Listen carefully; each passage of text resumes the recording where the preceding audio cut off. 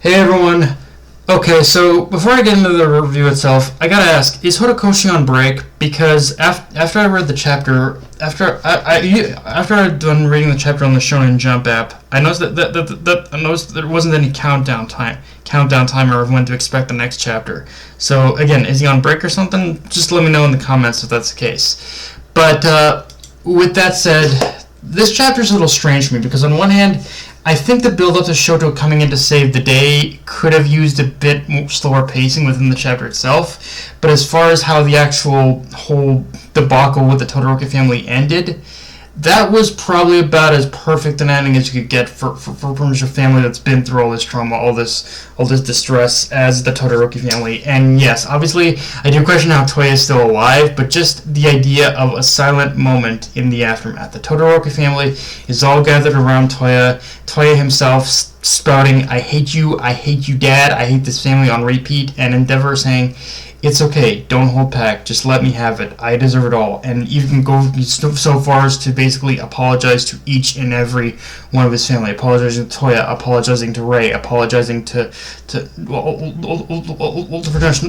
Natsu, and to Fuyumi, I think, even, and Shoto as well, just apologizing to them all. Like, again, it's probably about as perfect an ending as it's the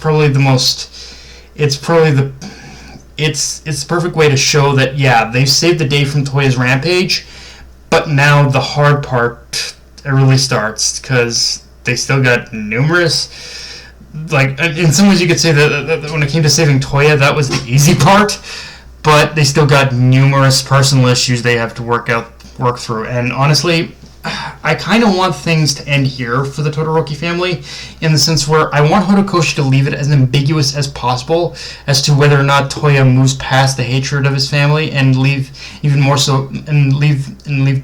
up to open to interpretation. But most of all, I even want to I don't mind a little bit of. When it comes to the Todoroki family itself, I don't mind a little bit of showing that they're at least trying to piece it back together, but just avoid showing a happy ending for them. Have it be bittersweet, and in regards to how I would show them in like how I would show like their progress and where they would be at the end of this, in the final chapter in the end of the series.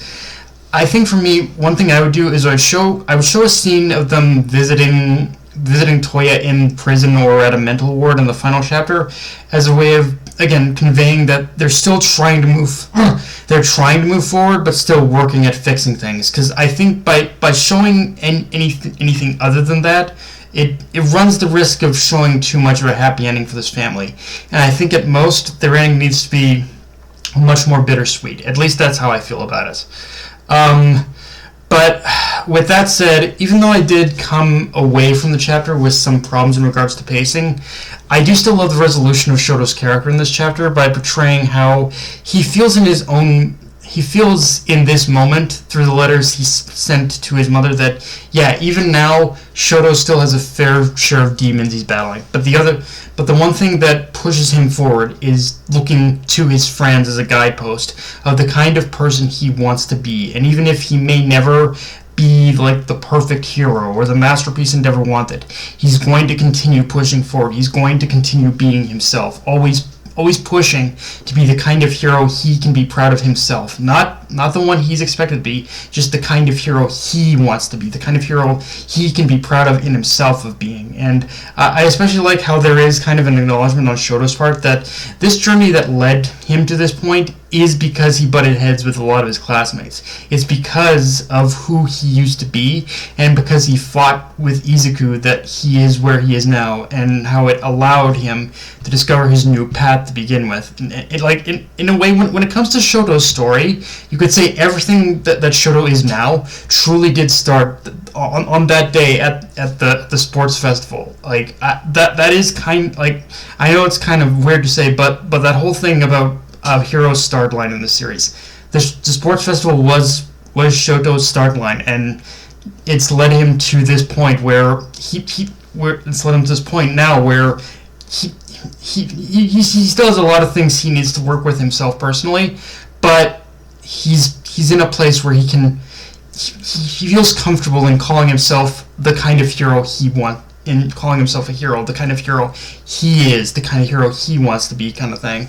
And I also like how there's a silent acknowledgement, even from Toya, that maybe if he got to have the same experience Shoto did, if he got to butt heads with Shoto, then just maybe things would have turned out a little bit differently for both of them. And yeah, you do gotta wonder, Great Glacial Eager, how long do you think Shoto's been keeping that under wraps? But in either case, I do like how Shoto admits, if it wasn't for everyone else, it wouldn't have worked. Like, it would, if his Great Glacial Eager would have been overpowered by Toya's heat, if it wasn't for everyone pitching in their own way.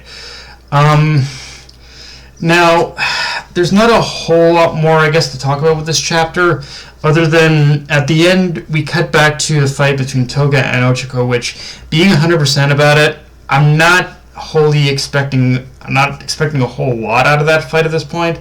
Like, don't get me wrong, I'm sure it'll still be a good fight with emotions running high and all that, but after what we just witnessed with the Todoroki family, I'm not exactly expecting this resolution to be as fight as amazing or emotionally impactful as what happened with the Todoroki family. Although maybe Horikoshi will still find a way to make it work by the fact that the fight with Toga is smaller in scale, which in itself does make me wonder now if these two fights should have been flipped, with Ochako and Toga happening first, then maybe moving on to the whole Todoroki fight. But I do also suspect the method behind that is that Horikoshi is going for the whole thing of Dabi's defeat being like another push that'll cause Toga to lose herself, because after losing another person she considered a friend, she already lost twice. Spinner's been taken out, but I don't think she knows about that yet, and now she's losing Dabi as well. And I think that might be the idea, that sensing Dabi's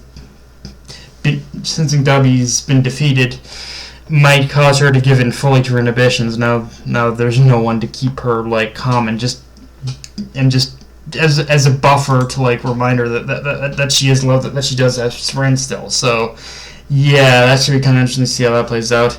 But yeah, guys, that's pretty much all I got for this review. If you enjoyed the video, like, comment, subscribe. Follow me on Twitter, Analyst Crunchyroll. Be sure to notification bell, hit the subscribe button, and just shove it around, guys. Dark Knight of Anime signing off.